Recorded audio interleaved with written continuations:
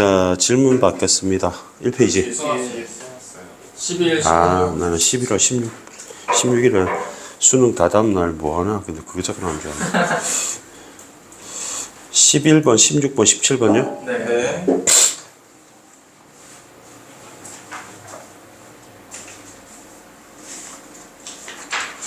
자, 11번 한번 보겠습니다. 갑은 자신의 토지 위에 건물을 세우고, 그러면 토지가 지 거잖아. 네. 건물도 지 거잖아. 네. 그리고 그 토지와 건물을 모두 소유하고 있었으니까 저 빨간색 그림을 보면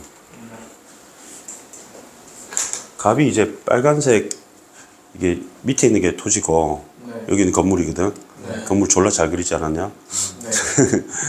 근데 사업 자금이 이제 돈이 필요하니까 갑은 보유한 토지 이게 요거 땅을 담보로 해서 네. 돈을 빌렸단 말이야. 네. 담보로 빌린다는 거는 무슨 뜻이냐면은 돈을 그냥 생짜로 빌리면 은행에서 안 빌려주거든요. 네. 근데 이거를 담보로 빌린다는 말은 만약에 못 갚으면 돈을 못 갚으면 상환을 못하면 땅을 뺏는 거야.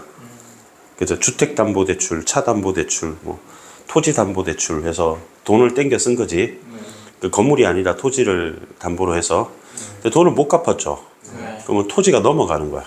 네. 그럼 이제 돈 빌린 사람 있잖아. 네. 그럼 이 토지를 이제 경매 절차를 통해서 팔아가지고 이제 돈을 받는 거지. 네. 근데 이제 을이 받았다는 얘기지. 네. 그럼 을이 이제 경매를 통해서 받았습니다. 그러면 경매를 통해서 이제 을이 샀고 샀을 때 돈을 줬을 거 아니야. 네. 그 돈을 갖다가 갑이 이제 빌린 사람 있잖아. 그래서만 준 거지. 그래서 그 사람은 빠져 있어. 그러면 이제 소유주가 바뀌게 되는데 이 빨간색 건물 있잖아. 네. 이건 갑의 거지만 이 토지는 을의 거가 되는 거지. 네. 그러면 토지와 건물이 분할이 됐잖아요. 네. 그래서 이제 이런 두 가지 상황인데 첫 번째, 을은 토지를 병에게 양도했다는 건 팔았다는 얘기입니다. 네. 근데 양도해서 팔았으니까 파란색이 되고, 그러면 가의 상황은 이제 병이 이 토지를 등기, 즉 공적으로 신청을 해서 물건을 사람들한테 알린 거예요. 등기소에 가서. 서대 은평구에도 등기소 있거든. 두 번째 상황은 검정색인데, 갑은 건물을 병에게, 그 건물은 갑의 거잖아요. 토지는 이제 을의 거지만, 이제 그거를 병에게 팔았어요. 그다음에 이제 그걸 또 등기했다. 토지 양도 시 사실을, 건물 양도 사실을 등기했다. 뭐 이런 그림으로 간단히 해놨습니다. 네. 이런 상황에서 1번을 보면 이게 몇 페이지라고 나와 있니? 4페이지제. 네. 그러면 3페이지를 보고 이렇게 반띵해서 그리고 이렇게 봅시다.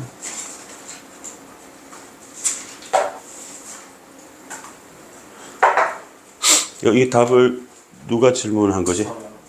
그러면은 뭐가 헷갈렸냐? 3, 4, 5. 3, 4, 5. 그렇지. 그렇게 말을 하면 좀 편하지. 그러면 갑이 지상권 취득을 등기하지 않았다. 그랬을 경우에 나에서 네. 갑이 원래 건물 소유자인데 등기를 안 한 상태에서 갑이 병의 청구에 따라 지상권 취득을 등기하는 것을 도울 필요가 없다고 해야 되겠잖아. 네. 그럼 이제 요 위에 보면은 병에게, 그러니까 갑이 건물을 병에게 넘겼지 않냐? 네. 갑이 병에게 넘겼잖아. 네. 그럼 병이 등기를 했다. 이런 얘기를 하는 거야. 네. 근데 원래 갑이 등기를 안 했을 경우에 네. 병이 좀 도와줘. 그러면 갑이 등기하는 걸 도와줘야 되냐 말아야 되냐 이걸 묻는 거거든. 네. 그 얘는 등기를 안 했어. 네. 그러면 이제 등기를 하게 된다면 얘가 이걸 도와줄 의무가 있느냐 없느냐를 물어보는 거잖아. 그러면 1문단 여기 2문단이잖아. 네. 이게 3문단.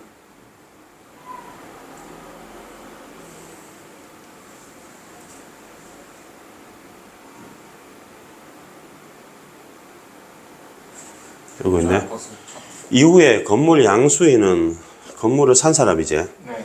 그럼 지상권 명의를 이게 지금 땅 위에 있잖아. 네. 이 건물이지 지상권이거든. 네. 그럼 자신에게 이전의 권리를 행사할 수 있다잖아. 내가 샀으니까. 네. 그러면 이 물건 판 사람이 갑이지. 네. 그러면 서류를 제공하는 등 협조할 것을 요청할 수 있지. 네. 그러면 도울 필요가 없다? 청구를 했으니까 필요. 그런가? 청구가 의무이거든요. 아, 요청한 거니까 네. 네. 그럼 꼭 도와줘야 되냐? 네. 청구할 수 있는 거하고 도울 의무하고는 별개 아니냐? 어? 네. 그렇게 본 거구나, 네가. 네. 병의 청구에 따라서. 이게 딴 데 있었던 것 같은데.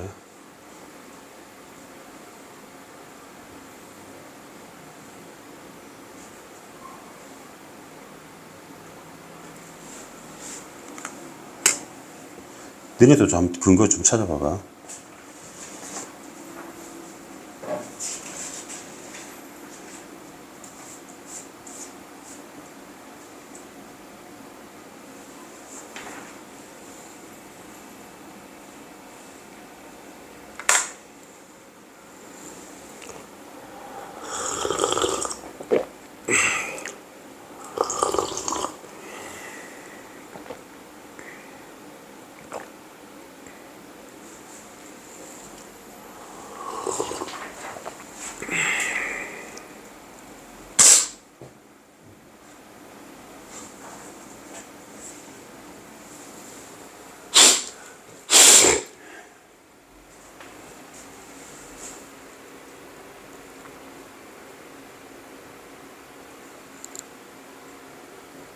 이건가 보다. 여기 통상이 있는 문단에서 네. 원래는 건물 소유하는 사람이 병이잖아. 네. 그러면 토지 소유자인 을과 네. 지상권 설정 계약을 맺고 등기해서 지상권을 취득해야 되거든. 네. 근데 이게 통상이니까 일반적인 경우야. 네. 그런데 아닌 경우도 있어. 그게 이거야. 아. 지금 담보로 잡힌 토지 있잖아. 네. 이게 갑의 원래 땅이었잖아. 네. 근데 경매를 통해서 이전됐잖아. 네. 그 결과적으로 토지하고 건물의 소유가 분리된 바람에 토지는 갑의 소유고 건물은 을의 소유가 됐잖아. 네. 그때는 자동권으로 건물 소유자인 병은 지상권을 취득했지. 네. 그지? 네. 그래서 법적 지상권이잖아. 네. 그렇기 때문에 지상권을 취득했기 때문에 얘가 안 도와줘도 우리 가족. 쥐가 그냥 자기 거기 때문에 등기를 하면 되는 거지. 네. 이게 근거네, 그지? 네. 그 다음에 4번이잖아. 네. 4번이 답이니까 병이 건물을 양수한 다음에 지상권 이전을 등기하지 않았다면 네. 을은 토지 소유권을 바탕으로 병이 건물을 철거할 수 있다 이렇게 돼 있잖아. 네.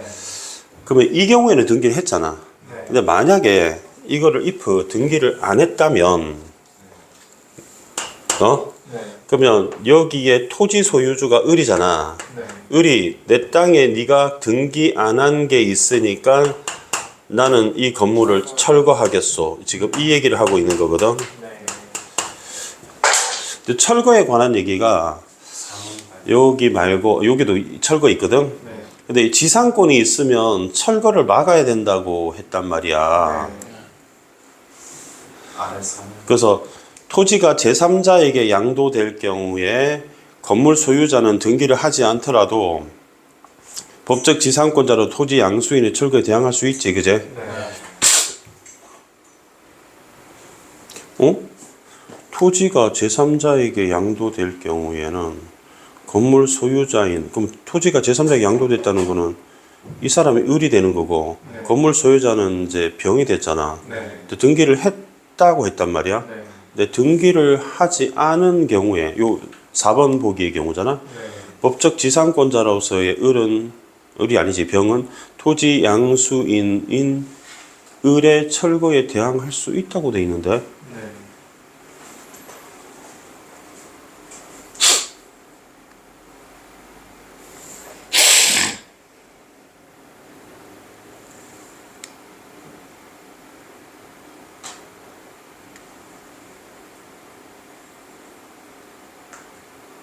마지막 문단. 아, 여기 있네. 반면 건물이 네. 토지가 제3자에 양도될 경우인데 이번에 건물이 제3자에 양도됐잖아. 네. 그럼 이건 건물이 제3자에 양도된 경우거든. 그지? 네. 그러면 건물 양수인은 병이잖아. 네. 건물 양도인인 갑을 대신하여 그 건물의 양도인의 지위를 근거로 법적 지상권을 성립된다고 등기할 수 있지. 네. 이후에 건물 양수인인 병은 지상권의 명의를 자신의 이전할 권리를 행사할 수 있는데 서류적으로 협조할 것을 요구한다고 돼 있단 말이야. 네.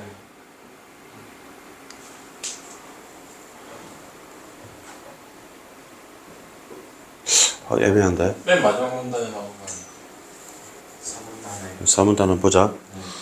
새로운 토지 소유자. 그러면 동시에 소유하던 사람이 원래 갑이제. 네. 그러면 토지를 양도했단 말이야. 네. 그러면 원래 철거할 수 있거든. 네. 근데 관습법을 적용하여 철거할 수 있다는 특약이 없는 한 지상권을 인정하니까 철거할 수 없거든. 네. 그럼 마지막 분단을 보면 철거할 수 없어야 되는데 관습법에 의해서 병이 건물을 양수한 후에 지상권 이전을 등기하지 않았다면 철거할 수 있다. 병이? 에? 병이? 병이 건물을 철거하도록 병이 건물을 병이 건물을 철거하도록 할 수 있다. 의리. 어? 네. 병이 철거하도록 의리할 수 있다고. 의리 내 거니까 등기하지 않았다면 이라고 돼 있잖아. 네.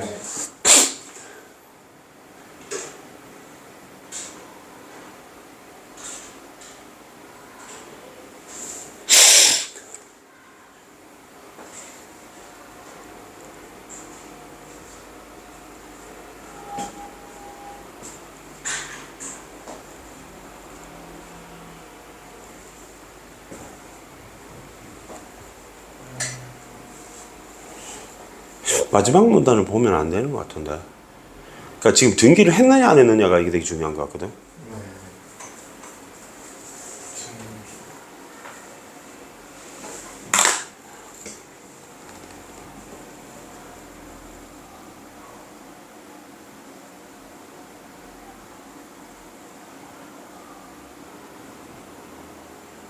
자신의 이전.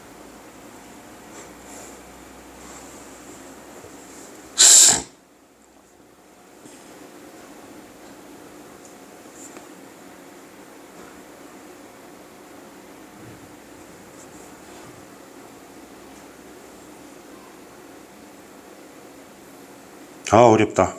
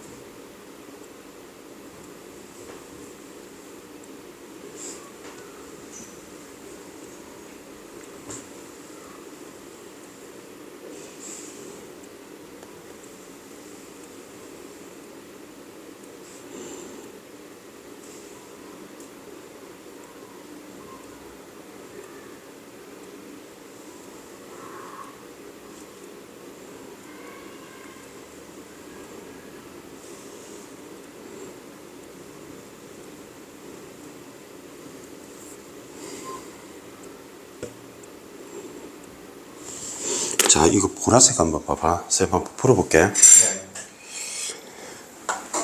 지금 요 상황은 있잖아. 네. 갑의 건물과 토지가 소유주가 분리된 경우죠. 네. 네. 그러면 지금 토지든 건물이든 네. 이게 이 토지 경우니까 네. 결국 소유권이 경매로 이전 결과됐잖아. 네. 분리됐습니다. 네. 그러면 나의 경우에는 건물 소유자가 누구냐? 위에 있는 병이 되겠잖아. 네. 그 법적 지상권을 가졌거든. 네. 근데 그 이후에 토지가 제3자에게 양도된다는 말이 나왔잖아. 네. 그러면 이거는 가의 경우거든. 그럼 보면 안 된다고 이거는. 왜 나의 경우니까. 네. 지금 이것만 봐야 된단 말이야. 네.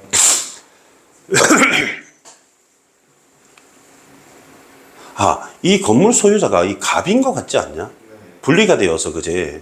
이 사람이 원래 소유권이었다가 이제 지상권을 갖게 됐다는 얘기인 것 같아, 그지? 네. 근데 이제 건물이 제3자에 양도됐잖아. 네. 그러면 갑의 건물이 병한테 양도됐지. 네. 그러면 등기할 수 있잖아. 그러면 등기를 하게 되면, 네.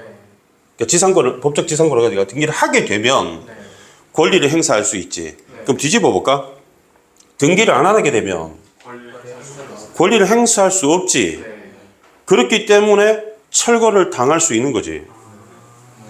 그러니까 얘가 등기를 안 하면 방어를 못 해. 네. 네. 아. 근데 이게 대항할 수 있다고 했잖아. 네. 이거는 토지가 양도됐을 경우에 가를 해당되고, 나의 경우에는 토지가 양도된 경우가 아니라 건물이 양도된 경우 이걸 봐야 되거든. 그런데 등기를 하게 되면 지상권의 권리를 이전받아서 네.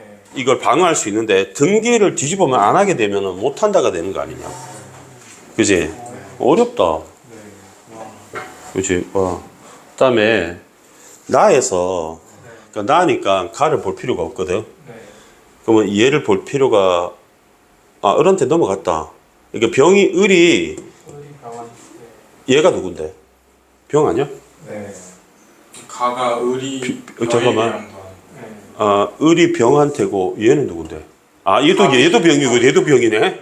둘 다. 다른 사람이 이제, 그지? 네. 근데 우리 이것까지만 보면 되잖아. 네. 갑은 이제 족밥이고, 그지? 네. 그럼 얘는 을 거고 얘는 병 거다 이 말이야. 근데 등기한 거야. 네. 자, 요 상황이야. 그러면 여기서 요 상황에서 5번을 보자고. 갑이 지상권 취득을 등기하지 않았을 경우에 병은 새로운 지위라서의 지위를 근거로 법정의 성기를 등기할 수 있다. 당연한 말 아니야. 5번은 당연한 말 아니야. 5번은 쉽지, 그지? 네. 그러면 이게 5번 맞는 말 아니에요? 잠깐만. 왜 틀린 말이야? 갑이 지상권의 취득을 등기하지 않았을 경우에, 갑이 지상권을 등기하지 않아서 병은 새로운 소유자로서의 지위를 근거로 법적 지상권을 성립을 등기할 수 있다. 왜 틀렸지?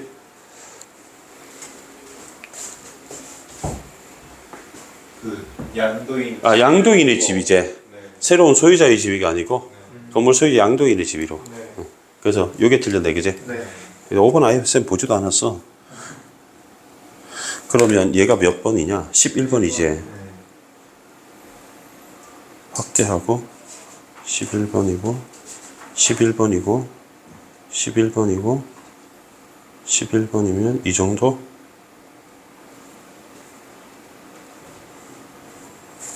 여기 몇 번이 있냐? 7번이 있네. 여기는 몇 번이 있냐? 11번이 여기 있네. 네. 오따 씨발 존나 정리해놨네. 그러면 우리가 아까 4번이라고 했잖아. 네. 그러면 4번의 설명이 여기 있나? 네. 정답해서 보기 해설? 보기 해설 아니고 정답 해설. 네. 그러면 나에서는 병이 법적 지상권을 성립했다는 사실을 등기할 수 있으며 지상권의 명의로 등기를 이전하지만 을에 대항할 수 없다. 맞지? 네. 그러니까 나에서 병이 건물을 양수한 후 이전에 등기하지 않았다면 을은 토지를 그냥 무슨 뭐 뻔한 말을 쭉 짓거려놨다, 그지? 네. 위에 있는 거는 되게 자세히 설명하고 이거는 대충 설명했네. 되네? 네. 16, 17은 버려야 되는 게 아닌가 싶던데. 나는 이 글이 일단은 첫 번째 욕 나올 게 좀 있어요. 첫 번째 뭐냐면 이게 몇 페이지냐? 5페이지. 5페이지? 4페이지야, 5페이지야? 아니 하나를 5페이지가 지문이 있는 그러니까 5페이지잖아. 네. 4페이지잖아. 아, 네. 근데 이게 글이 일단 첫 첫 번째 욕할 거는 이 가글 있잖아. 네. 가글이 좀 거지 같아. 네. 가글이 좀 거지 같은 게 가에서 뭐라고 했냐면 여기 이제 시제 시간 이론하고 무시제적 시간 이론에 논쟁이 있다고 했잖아. 네. 그러면 첫 번째는 시간이 흐르냐 안 흐르냐 이렇게 질문했잖아. 네. 그럼 이게 관점을 시제적 시간하고 무시제적 시간하고 관점에 따라 다르다 이렇게 얘기했잖아. 네. 그럼 첫 번째는 뭐냐면 이게 문제가 있는 게 첫 번째는 이에 대한 대답을 명쾌하게 시제적 관점에서는 시간이 흐른다. 무시제적 시간에는 시간이 흐르지 않는다. 이렇게 답을 해야 되잖아. 답이 없어. 여기까지 됐지? 근데 이 문단에서 갑자기 생뚱맞은 얘기가 나와. 뭐라고 했냐면 A 계열, B 계열을 얘기를 해. 네. A 계열은 현 시점이 상정되고 B 계열은 현 시점이 상정 안 된 거거든. 네. 그러면 당연하게 얘랑 연결해 줘야 될 거 아니냐고. 네. 근데 연결 안 해놨지. 네. 그러니까 너네는 예상할 때 A 계열, B 계열 이해했어. 그럼 이제 시제, 무시제를 딱 봤을 때 시제는 참거짓이 변화할 수 있다. 뭐 이런 얘기를 했잖아. 네. 이해됐어. 근데 이게 A랑 무슨 관련이 있는지가 헷갈리잖아. 네. 그럼 이게 그래서 뭐 시간이 흐른다 만다 이 얘기도 없잖아. 네. 그럼 이게 A 관계를 지금 설명을 안 해놨어. A하고 관계를. 그지? 네. 그래서 좀 거지 같아, 이 글이. 그 다음에 내가 볼 때는 13번에 너네는 질문 안 했는데 네. 이 3번 선지 있잖아. 네. 요거 비문이야. 그러니까 요거 비문이라고. 문장을 잘못 썼다고. 그러니까 3번 아예 삭제해버려. 선지에서 빼버려. 이거는 이렇게 이제 출제위원이 전달하고자 하는 바를 정확하게 표현 못한 문장이에요. 그러니까 오해 소지가 있는 문장이라서 그냥 빼면 될 것 같아. 네. 그 다음에 니네가 질문한 게 또 뒤에 있는 문제인 것 같아. 네. 17번은 뭔데? 그럴게요. 지금 16번 17번 먼저 하나 해줄게. 17번은 흐른다. 내가 그랬잖아. 봐봐. 야, 목도리지, 음악이지, 세월이지, 일단 물이지, 전류지 이렇게 체크하시고, 그다음에 이문단 흐른다는 여기 이 문단에 시간이잖아. 네. 그럼 시간을 찾으면 세월이 시간이잖아. 그럼 답 3번 하면 되잖아. 근데 누가 질문한 거야? 나 아닌데? 나도 아닌데. 뭐야? 이거 써놨잖아 이게. 뭐야? 저 16. 나도 16번. 이게 네가 썼잖아, 네가. 뭐 하는 거야? 맞았는데. 정신 쪽팔. 뭐야? 저 새끼 이상해. 귀신이 왔나? 머릿속에 갑자기 16이 겹치는 17. 논술 보는 날 아니야 그거? 11월 17? 야 효찬이 보는데 너무 고3 너무 갈구지 말자. 이거 있잖아. 네. 답이 뭐요? 2번. 2번이야? 어? 네. 무시제적 시간 이론에서는 비계열 시간상으로 특정 사건의 시간적인 내용을 전부 서술할 수 있다고 보았다는 점에서 B 내용이 내재적이라 그랬잖아. 네. 그러면 내재적이라고 했잖아 지금. 네. 근데 여기서 내재적 속성이 있잖아. 네. 다른 것과 무관해야 되잖아. 네. 관계가 아닌데 어? 네. 무관해야 되잖아. 두 시점 간의 근데 관계에 대한 B 계열이라는 말이 있잖아. 여기 나왔잖아. 네. 근데 여기 관계했잖아. 네. 그럼 다른 것과 관계가 되는 거잖아. 네. 그럼 관계 맺음이면 관계적 속성이잖아. 네. 그래서 정답이 2번 2번이야. 그냥 간단하게 그냥 내용일치로 풀면 돼. 네. 그러니까 관계가 없어야 되거든. 네. 이 관계 맺으면 얘가 지금 관계적 속성으로 바꿔. 네. 그러니까 별거 아닌데 이것 때문에 꼬인 거야 지금. 이것 때문에. 그러니까 글이 좀 더러운 글이야. 네. 근데 이게 수능 특강에 31페이지인가 막 연계로 돼 있을 거야 답지 보면. 근데 거기 보면은 절대 시간 개념, 상대 시간 개념에서 뭐 아인슈타인 얘기 나오는 거 있잖아. 네. 그런 얘기가 좀 나와 있거든. 그래서 그거 좀 읽어봐. 독서 알겠지? 네. 그럼 끝났나? 네. 오케이. 그럼 다음 주 내 모의고사는 뭐 줬어? 안 줬어? 습득대 어. 네. 습득백 어. 수능 100% 모의고사? 네. 그거를 하면 되고 스키마는 내가 저번에 하다가 그만둔 건 없지? 네. 그럼 이거 시작하면 되는 건가? 네. 오케이. 알겠습니다. 잠깐만 내가 멈춤 해놓을게. 멈춤. 몇 페이지라고 돼 있어? 맨 처음이야? 8페이지? 8페이지랑 서울 1964년 8페이지라고? 네. 음. 8페이지면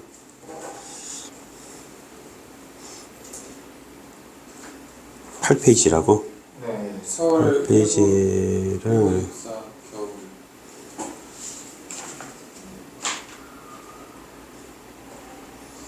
너네 11페이지 한번 볼래?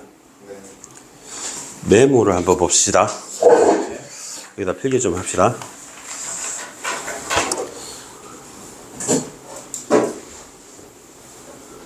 제목이 서울 하고 한 석 줄 띄고 1964년 겨울이잖아요. 네. 이제 빨간 볼펜으로 이 서울은 도시잖아. 네. 도시화를 의미합니다.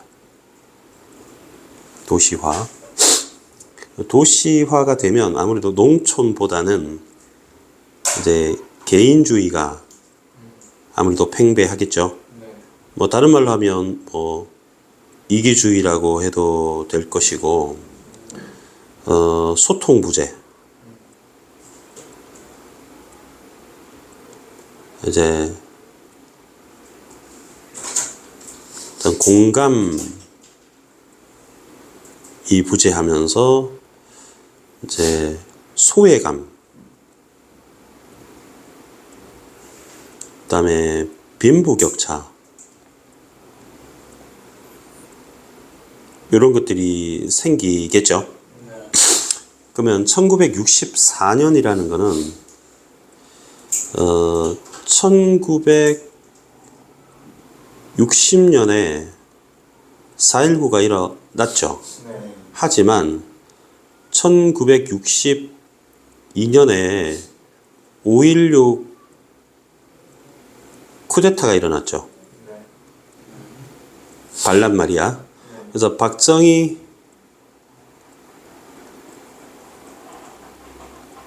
군사 독재 정권이 들어서면서 민중들을 억압했죠. 네. 억압해서 겨울이라고 하는 굉장히 암울하고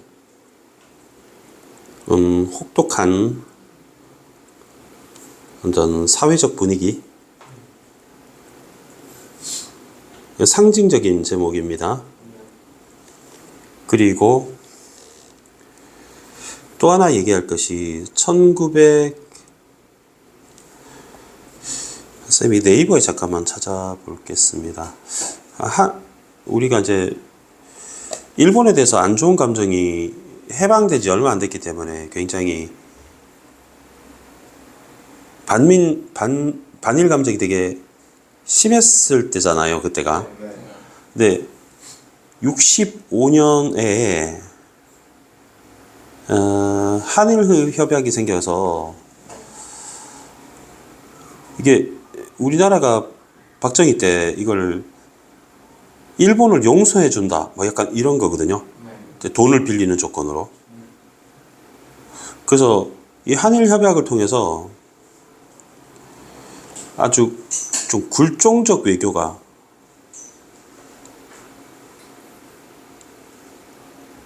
있어서 굉장히 사람들이 이거에 대한 불만, 허탈함, 자존심이 좀 많이 내려간 상황이죠. 그리고 이제 되게 무기력한 상황, 뭐 이런 거를 상징하는 제목이다. 됐습니까? 네. 그 다음에 인물은 나가 있고요. 그 다음에 안이 있고, 그 다음에 여러분 이제 사내를 주목해야 됩니다. 자, 여기서 이제 주목해야 될 거는 나가 나왔잖아. 네. 나가 나왔으니까 1인칭 시점이잖아요. 네. 주인공 시점이고요. 그러면 서술자가 나죠? 그러면 작품 내부에 서술자가 위치해 있습니다. 그러면 아무래도 나의 심리가 서술이 돼 있겠죠? 네. 그다음에 두 번째는 요 세 명을 보면 공통점이 있습니다. 뭡니까? 이름이 없죠. 네. 그죠? 네. 그래서 익명성이죠. 그러니까 자기의 어떤 아이덴티티를 드러내지 못하는 모습입니다. 자, 나는 25세, 안도 25세. 그러면 둘이 동갑이지? 네. 근데 이제 사내를 주목하라고 했는데요. 36으로 나옵니다. 그리고 나는 시골 출신이고 도시에 지금 살고 있지만요. 그다음에 구청 직원입니다. 뭐 육사 시험을 뭐 떨어졌다 뭐 이런 얘기 나오고, 아는 부잣집 장남이고요. 그리고 가방끈 깁니다. 대학원생입니다. 안경 끼고요. 공부 많이 했습니다. 그다음에 사내는 가난합니다. 월부 서적 판매원입니다. 이제 유부남인데 아내가 급성 뇌막염으로 사망하거든. 네. 그래서 세브란스 병원에 시체를 팔았어요. 그 시체를 팔고 4,000원을 들고 있거든요. 그래서 굉장한 괴로움, 죄책감에 시달리는데 끝에 가서 자살합니다.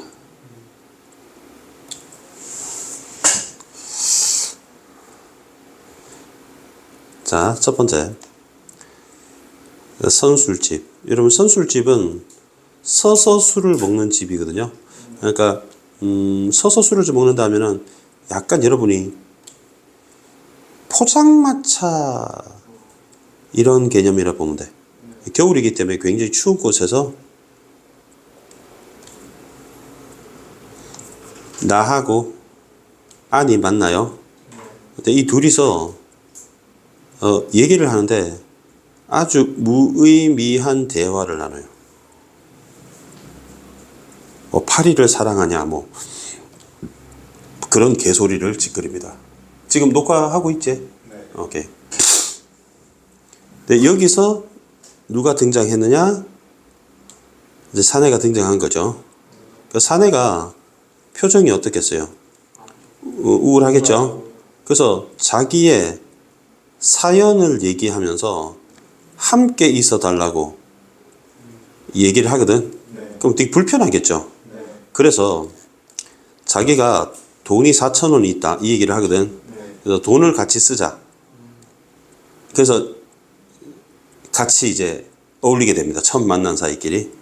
그래서 이제 두 번째 가게 된 게 중국집을 가게 되는데 방 있는 중국집으로 갑니다. 돈이 많이 들잖아, 얘들아. 그래서 이 세 명이서 식사를 나누는데 나하고 아내에게 사내가 막 울면서 자신의 아내 얘기를 막 합니다. 함께 있어 달라고 계속. 그리고 이 세 사람은 돈을 쓰기 위해서 같이 모인 사이잖아요. 그래서 길거리로 나와서 아무 필요 없는 귤도 사고요. 뭐 넥타이도 사고 추운 서울 거리를 돌아다닙니다. 그러다가 돈을 뭐 1,000원인가 밖에 안 써서 그냥 돈을 쓰기 위해서 택시를 타거든요. 택시를 타고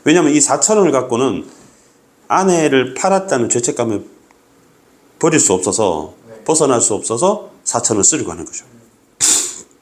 그러면 사내는 과거 얘기를 하잖아요. 그랬더니 아내가 뇌막염으로 죽었다. 시신을 세브란스 병원에 팔아서 얼마를? 4,000원을 받았다. 이해되죠? 네. 그리고 여관에서 사내는 자살한다 했죠. 근데 이제 안이 나를 깨웠다 하더니 역시 죽었다는 말을 했잖아. 또 역시 죽었다는 말을 했잖아. 그랬더니 사람들이 모르고 있으니까 빨리 도망하자 이렇게 하죠. 근데 여기서 개미가 나오는데 개미가 내 발을 붙잡으려고 하는 것 같은 느낌이 들어서 나는 자리를 옮겨야 된다. 말도 안 되죠. 말도 안 되죠. 그래서 개미는 양심의 가책을 상징하는 말이 됩니다. 그래서 도망 나옵니다. 밖에 나왔습니다. 밖에는 제목에 겨울이 있잖아요. 그래서 쌀랑눈이 내리고 여관에서 멀어지고 있습니다. 근데 아는 죽을 거라는 거 자살을 알고 있었고 나는 몰랐다는 거지. 그러더니 욕을 합니다. 그 양반 우리들을 어떡하라는 건지. 그리고 변명해요. 혼자 놔두면 죽지 않을 줄 알았다. 그게 유일한 변명하는 거죠. 약을 먹고 죽었습니다. 이해됐죠? 그러면 이 앙상한 가로수는 그 당시의 현대인을 상징하는 어떤 객관적 성가물이 되겠죠? 그리고 25살밖에 안 됐잖아요. 생각보다 나이가 젊잖아. 근데 우리는 너무 늙어버린 것 같다라고 얘기를 해요. 다음 페이지에 헤어집시다 하면서 헤어지잖아.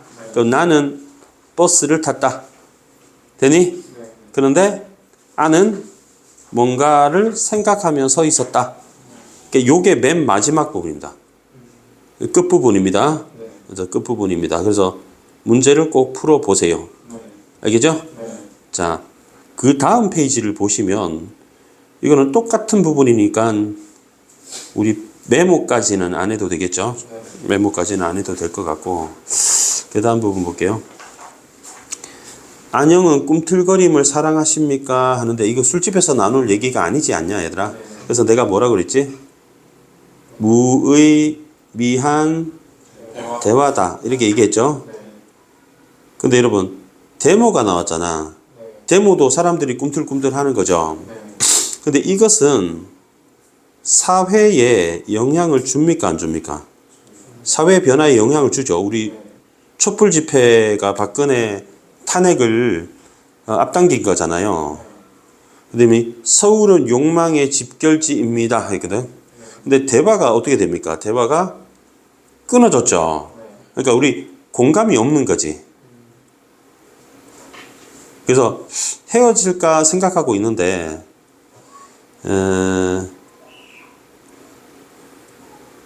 근데 우리 다른 얘기 합시다라고 얘기하거든. 그 골려주려고 이런 얘기를 해요.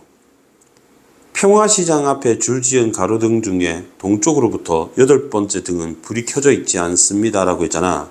그럼 이거는 자신만 아는 정보죠. 그러니까 자신만 아는 정보를 신나서 얘기합니다. 그러더니 화신백화점 6층의 창들 중에 3개만 불빛 나온대요. 그러더니 안이 갑자기 얼굴에 놀라운 기쁨이 빛나기 시작하더래요. 그러니까 도시에서는 자신만 아는 정보는 잘 없잖아. 그럼 서대문 버스 정류장에 사람이 32명 있고 그 중에 여자는 몇 명, 어린애는 몇 명, 노인이 몇 명이래. 정말 무의미한 대화 나오지. 단상사 옆 골목에 쓰레기통에 초콜릿 포장지가 2장 있대. 14일 9시에. 적십자병원 정문에 호두나무 가지가 하나 부러져 있대. 그리고 서로를 존중하고 있대. 막말로 또라이들이지, 그제? 그러더니 서대문 근처 서울역으로 가는 전차 도로리 네시아에서 5번째 파란 불꽃이 튀기는 걸 봤대. 오늘 밤 7시 25분에. 그 다음에 종로 2가 영보빌딩 변소 문에 손잡이 조금 밑에 2cm의 손톱 자국이 있더래. 지가 냈겠지 얘들아. 그러니까 자신만 아는 정보로 막 얘기하는 거예요. 그러고 있는데 이따가 사내를 만나게 됩니다. 네. 무관한 대화 하고 있으니. 그러면 앞 페이지로 와봐. 한 페이지 앞으로 와봐. 그 앞 페이지 보면은 그 앱스팟이라고 보이잖아 얘들아. 네. 자 여기 보면은 술집에서 나와 아니 얘기를 나누죠. 근데 뭐 정치적인 가치관 데모 얘기가 나오면 대화가 끊어지죠. 그래서 매끄럽지 않은 대화 진행입니다. 근데 자기만 아는 이야기를 할 때 갑자기 활기를 띠게 되죠. 그러면 가치관에 대한 관여는 하지 않으면서 주변적이고 무의미한 내용의 독백을 나열하는 형태잖아요. 그게 바로 도시인의 바로 개인주의, 무관심, 의사소통 단절을 형상화한 거죠. 이해됩니까? 그러면 그 다음 부분에 보면 나와 안이 술집에서 대화를 나누는 장면이잖아요. 근데 이게 침묵이 발생하잖아요. 그러면 데모하고 관련하면 그 당시에 왜 한일 협약에 반대하는 데모도 일어나고 했거든요. 그러면 독재 정권 억압을 비롯한 정치적 혼란기를 연상시키죠. 그러면 욕망의 직결지 얘기했을 때는 잘 모르겠다고 대답을 했잖아. 그래서 개인적 가치관을 좀 드러내고 싶지 않은 모습입니다. 그래서 올해 친구 만나면 정치 얘기, 종교 얘기는 하지 말라고 얘기하잖아요. 근데 꿈틀거림에 관한 얘기를 더 하고 싶은데 못하고 있습니다. 그래서 골려주려고 이런 주변적인 얘기를 막 하잖아요. 그러면 유기적 연결 안 되는 파편화된 가볍고 무의미한 주변적인 정보인데 오히려 이걸 즐거워하죠. 그게 아마 단절이 만연한 1964년 겨울의 모습일 거다. 그리고 손톱 자국 있죠. 손톱 자국은 서울의 공간을 남기는 개인의 시도죠. 근데 데모도 시도잖아요. 근데 데모는 사회적 시도고 영향을 미치지만 손톱 자국을 했다 하더라도 사회 집단에 영향을 주지 못하죠.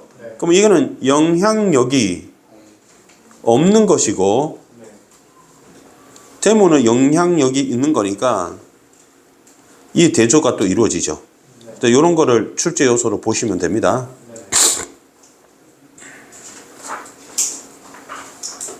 그리고 페이지가 14페이지죠. 자, 사내는 고개를 떨구고 우물거리고 있었다. 우리는 꺼지는 게 어떠냐 눈짓을 보냈다. 불편하잖아. 근데 사내가 계속 말을 했기 때문에 우리는 눌러 앉을 수밖에 없었다. 아내와는 재작년에 결혼했습니다. 우연히 알게 되었습니다. 친정이 대구 근처에 얘기만 했지 한 번도 친정과는 왕래가 없었습니다. 처갓집이 어딘지 모릅니다. 그래서 할 수 없었어요. 자, 근데 여러분 약간 책임 회피 같지 않아요? 가난하다고 왜 아내 시체를 파냐고. 그리고 여러분 상식적으로 이해됩니까? 결혼을 했는데 처갓집과 한 번도 왕래가 없었고 친정이 어딘지 모른다. 말도 안 되지 않습니까? 그죠? 그러더니 아내를 시체를 병원에 팔았습니다. 할 수 없었습니다. 할 수 없었습니다 라는 말을 계속 하잖아. 그래 놓고는 세브란스 병원 울타리에서 시체실 있는 건물 옆에서 연기를 바라보고 있으면서 아내는 어떻게 될까요? 머리를 가르고 칼로 배를 찍고 한다는데 그럴까요? 하면서 죄책감에 시달리는 거지. 이게 중국집인데 기분 나쁜 얘기를 미안합니다. 누구에게라도 얘기하지 않고서는 견딜 수 없었습니다. 이 돈을 어떻게 하면 좋을까요? 다 써버리고 싶은데요. 돈 있을 때까지 함께 있어 주시겠어요? 함께 있어 주십시오. 우리는 승낙했다. 됐지? 그리고 중국집 갔다가 쌤 넥타이 사고 귤 산다고 했지. 네. 택시 탄다 했죠. 소방차 따라 불구경 간다 했죠. 그리고 이거 어때요? 불을 바라보던 아저씨가 불길 속에 아내가 있다고 외치잖아. 네. 미친 거죠. 그죠? 그러면 여러분 이게 뭡니까? 하얀 것이 우리가 웅크리고 있는 곳을 쐬서 불타고 있는 건물 쪽으로 날아간다고 했지. 쌤 뭐라 그랬어요 이거? 돈 던졌다 했지. 그러더니 순경이 한 사람 옵니다. 당신 불 속에 뭘 던졌어? 그러니까 아무것도 안 던졌다고 했잖아. 돈을 던졌다고 해. 손수건에 돌과 돈을 싸서. 근데 아니 이렇게 변명을 해줘요. 좀 돌았어요 이 아저씨. 돈 던지면 장사 잘 된다는 믿음을 가졌어요 하고 변명해 주지. 1원짜리 동전 한 개라고 뻥칩니다. 순경이 가고 난 다음에 물었어요. 정말 돈 던졌냐고. 얼마 던졌냐니까 다 던졌대.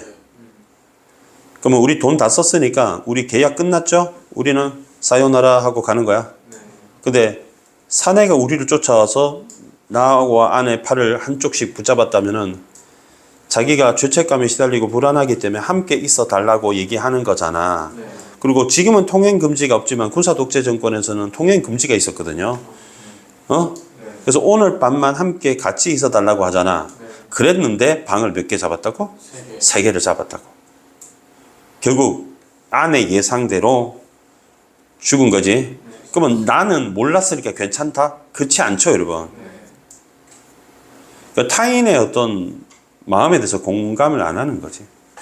앞으로 오세요. 자, 서울 1964년 겨울 이제 사건 좀 알겠습니까? 나와 안과 사내가 등장하죠. 근데 사내라는 사람 주목하라 했잖아. 이 사람은 괴로운 신경을 털어놓으며 함께 있기를 달라고 간청합니다. 왜냐? 죄책감에 시달리니까.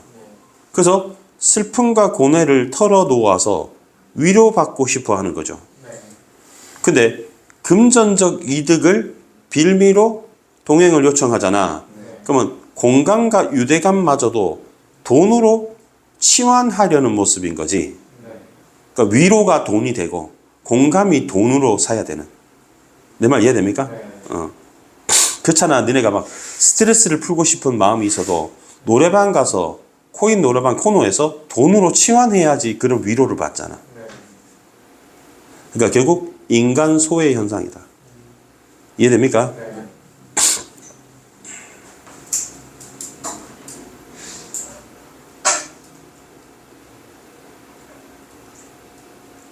이 문단에 보시면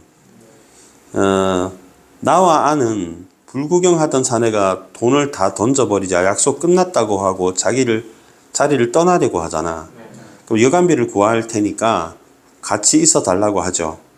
결국 돈을 따라 움직이고 돈의 소유 여부에 따라 종속되어 버린 소외된 인간의 모습, 물질주의가 만연한 사회적 분위기를 알 수 있다. 그게 서울 1964년 겨울이다.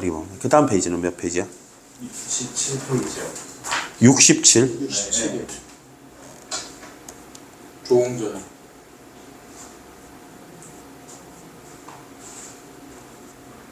그러면 69페이지의 메모가 보입니까? 네. 여러분 조홍전 출제 안 됐습니다. 꼭 출제 이대봉전인데 그 이대봉전하고 다르죠? 그럼 여기다 조웅전이라고 할게. 그러면 조웅 할 때 웅이 꼭 영웅 같지 않아? 그래서 영웅 소설입니다.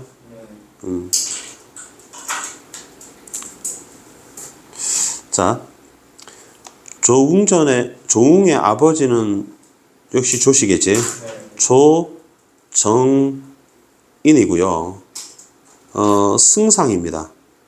승상은 선생님 국무총리라고 했지. 근데 국무총리가 지금은 한 명이지만 예전에 여기가 송나라거든. 중국에서는 2승상 제도가 있다가 3승상이 되기도 하고 그랬어요. 2명, 3명 이랬는데 이때는 2명이었어요. 그러면 조정인은 이제 주인공의 아버지니까 충신입니다. 그러면 이름이 성이 조, 이름은 정인. 그러면 이렇게 해서 왕부인, 왜 왕 부인인 줄 알아? 왕이 성이 알겠니? 왕의 부인이 아니야.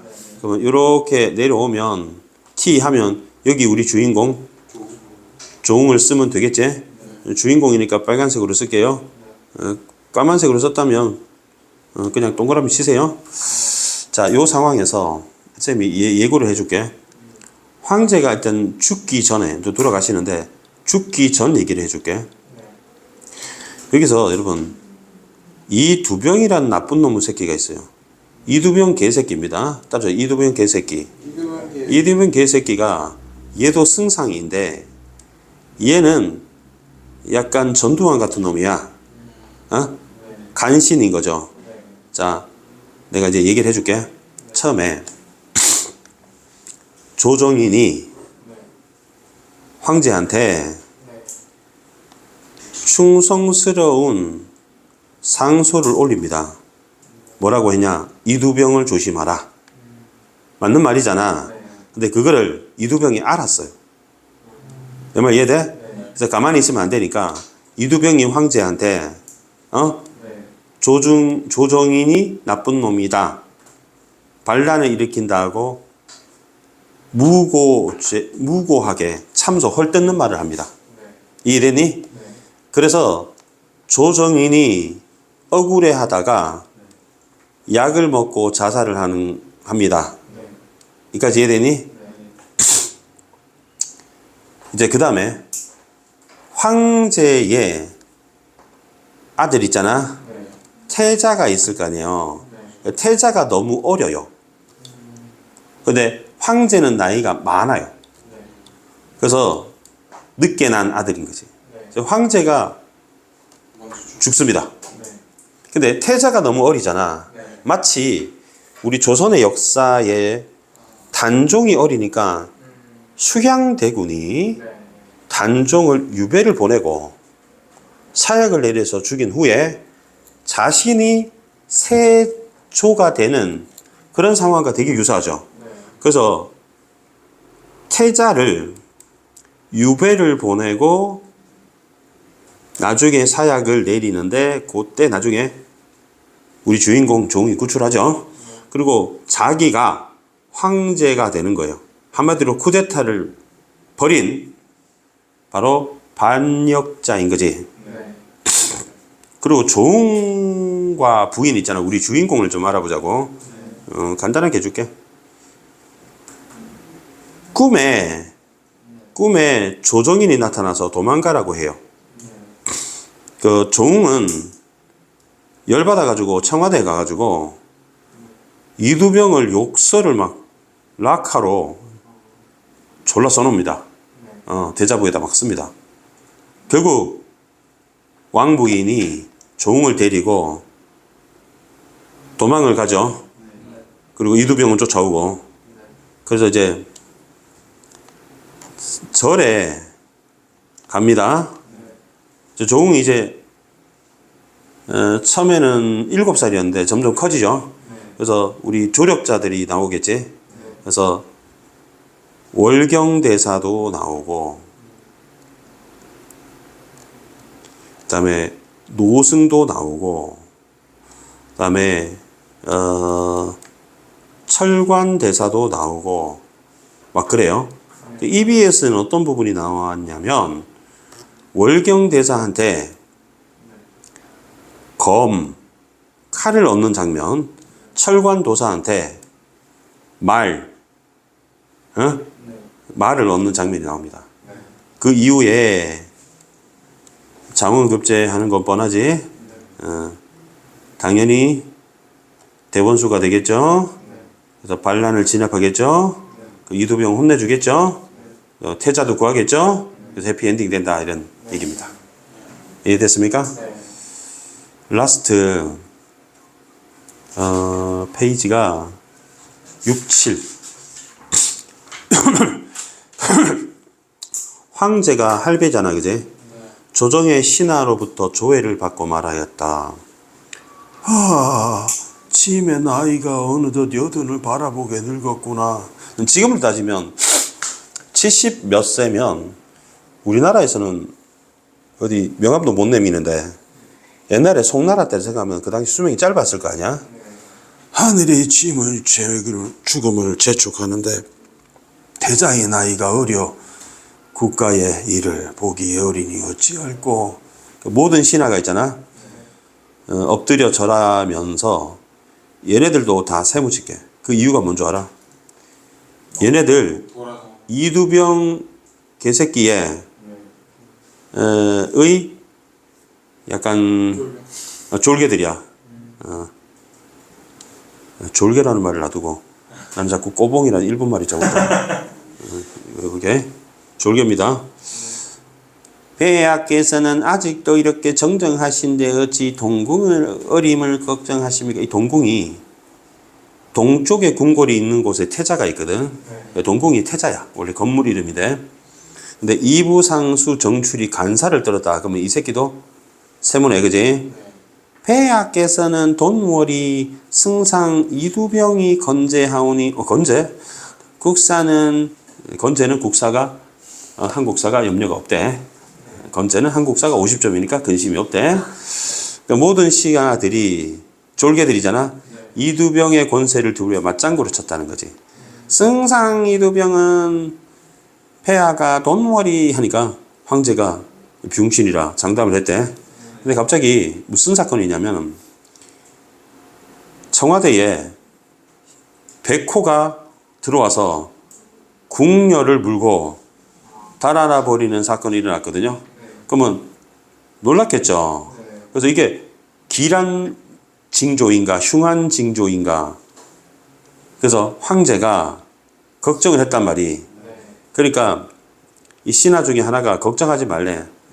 며칠 동안 북풍이 크게 눈이 산이 덮어서 호랑이가 배가 고파 내려온 것이 돈월이. 그러니까 황제는 또 불길하다냐.